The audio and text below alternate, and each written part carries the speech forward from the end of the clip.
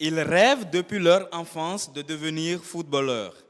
Ces jeunes ont réussi à convaincre leurs parents pour intégrer une école de formation.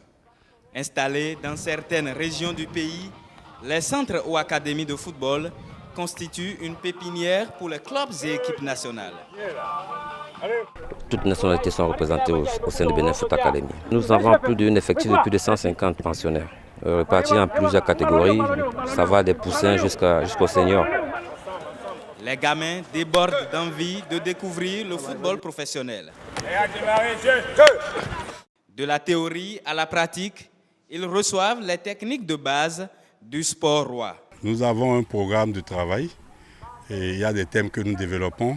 Actuellement, nous sommes sur la conduite et la jonglerie et l'initiation au travail force, c'est-à-dire un peu de musculation au niveau des tout-petits.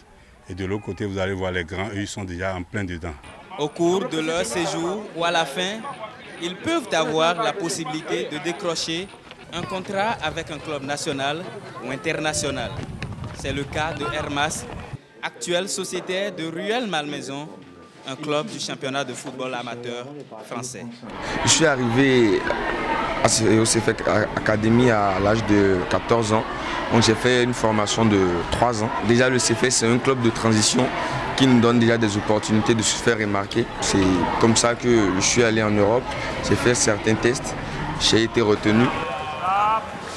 Ces écoles sont spécialisées dans la formation des footballeurs, mais elles offrent également des programmes académiques.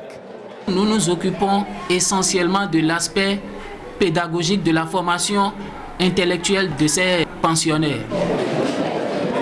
Dans l'ensemble, le cours se passe bien, les professeurs sont bien avec nous, nous donnent bien les cours. Tout dépend de nous, comment on va les utiliser.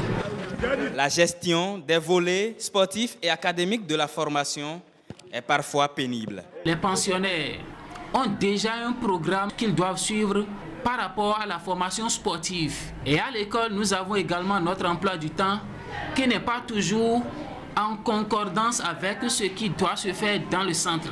Il arrive des moments où il y a chevauchement. C'est des heures de devoir où on est engagé pour un tournoi et ça ne se passe pas bien le plus souvent entre l'école et le centre. À cette difficulté s'ajoute, selon certains promoteurs, l'insuffisance de moyens financiers et matériels. Un véritable handicap au meilleur rendement de ces écoles.